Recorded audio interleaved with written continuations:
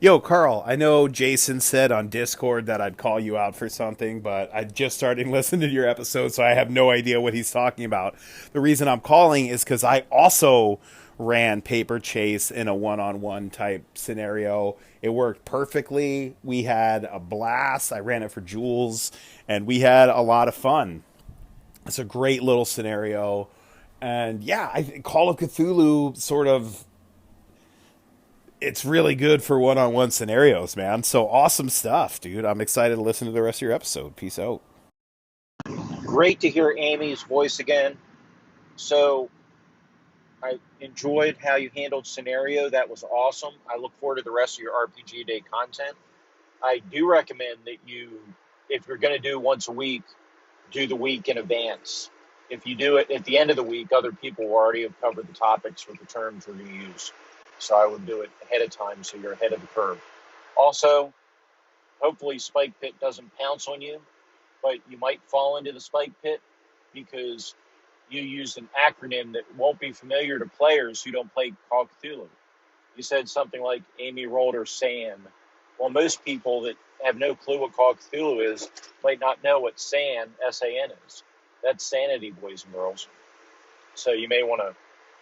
It doesn't bother me. I mean, I know what it is, but I could see Collin giving you a hard time. So it's a friendly warning. Hello, this is day 2 of the RPG a day exercise, and hey, I'm gonna keep at this until it gets, I guess, tiresome or uninteresting to me.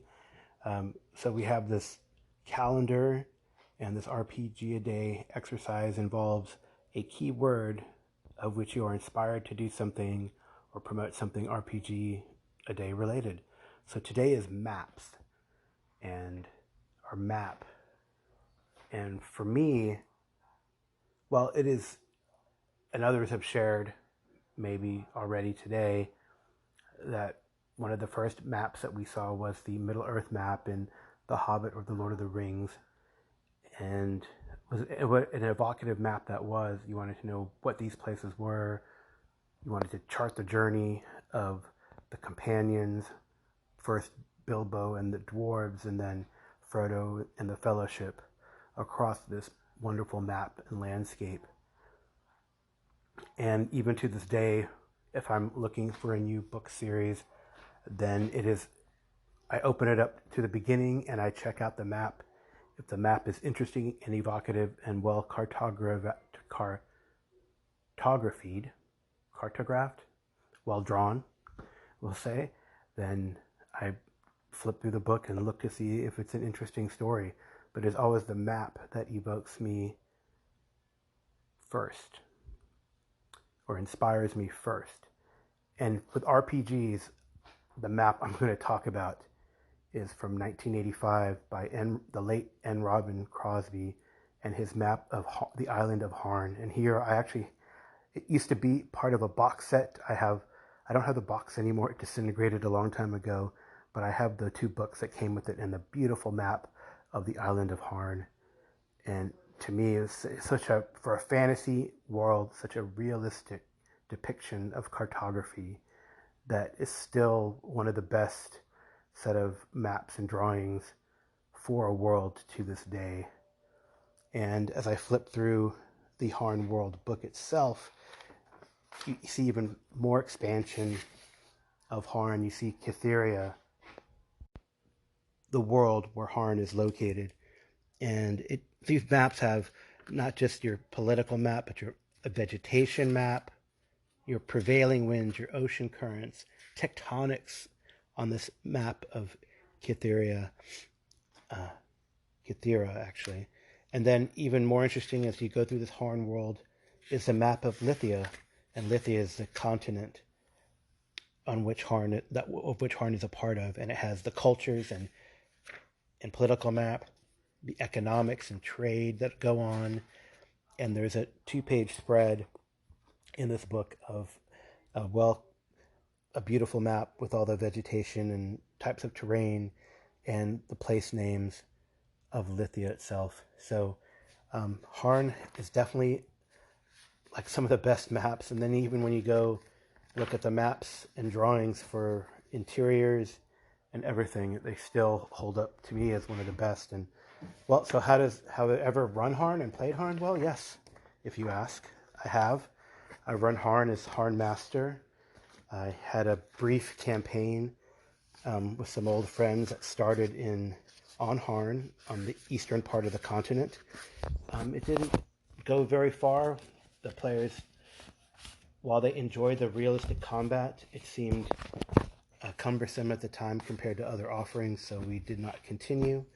I ran Harn again many years later using the Riddle of Steel rules, and that was one of the longest Harn Master campaigns I had. And Harn Master, it is nominally system agnostic, although and Robin Crosby wrote the Harn Master rules to go along with Harn World. But Riddle of Steel really worked, and the way that the books in Harn are written, there are adventures, but it's more like adventure hooks throughout, and you have the motivations of the NPCs, and you kind of just run with it. And that was extremely conducive in a game like Riddle of Steel, where you can match or contrast the motivations of the players with their passions and their drives. I think it's drives in Riddle of Steel to what's going on in the world. So I had a nobleman who really wanted to promote his family in one of the countries. I had a Kuboran barbarian who wanted to unite the tribes. I had a roguish type who wanted to become head of the Thieves Guild in his political area, his country, I guess. And I had a person from one of the wizard schools who wanted to advance and become a master wizard, right? So you could do that and promote that in a game like Riddle of Steel, and it worked really great. I called it the Riddle of Harn, and it went pretty well. There were some very memorable moments. I recall the nobleman fighting Gargoon, which are the equivalent of orcs in Harn world on Harn, and throwing his sword to finish off a marauding Gargoon and saving pilgrims in the process, having this lingering injury that lasted quite a while. And he even tried to walk the path of Ilvir, one of the gods on Harn, and did not succeed, but that was part of his motivation to become a devout lay member of the cult of Ilvir. So that was very cool. There was some intrigue in a lordly, well,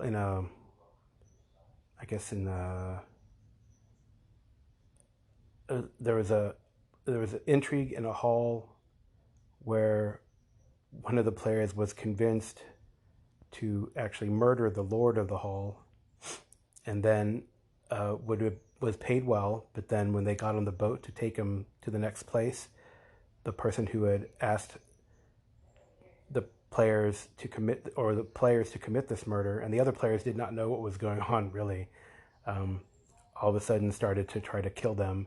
So there's this fantastic, memorable fight on this Viking-style longboat where one player did get killed, but the players prevailed. It was pretty cool and pretty fantastic. So definitely memorable moments in that Harn game. And even recently, using the Harn Master 4th incarnation of the rule set, we played a short campaign or part of a campaign or one adventure in the long-term campaign of an adventure that was inspired by the Heart of Darkness. And it really worked. Had some really good players in that short campaign. Arlen Walker live from Pelham's Wasteland, and Jason Connerly from Nerds Variety RPG cast. I'll say that wrong, I'm sure. But it was definitely a memorable campaign. They did succeed, and it was pretty harrowing. They were very beat up at one point, and we laugh very much at the brutality of the Harn combat system. And we may pick that up again, and we might use Riddle Steel or some other incarnation. I think the conclusion was, while we love the world and the world is evocative and the maps are great, um, uh, the combat system, there's a lot going on without a lot of payout, like not a lot of choices you can make. And in order to get that sort of, actually, probably in order to match the feel of the world with the feel of the action, we probably would switch back to Riddle of Steel. Anyway, this is my 8-minute ramble or so about maps, and Harn World maps are among the best. Thanks for listening. And thank you for the call-ins. I'm probably going to add call-ins inspired by the previous RPG a Day entries onto these short vignettes. So we can get a day-by-day, play-by-play, blow-by-blow account and inspiration and encouragement between us audio dungeon discorders. So have a great day, and we'll talk to you tomorrow. Day 3. Tactics. What you got for tactics, Carl? Come on, tell us. The people have got to know.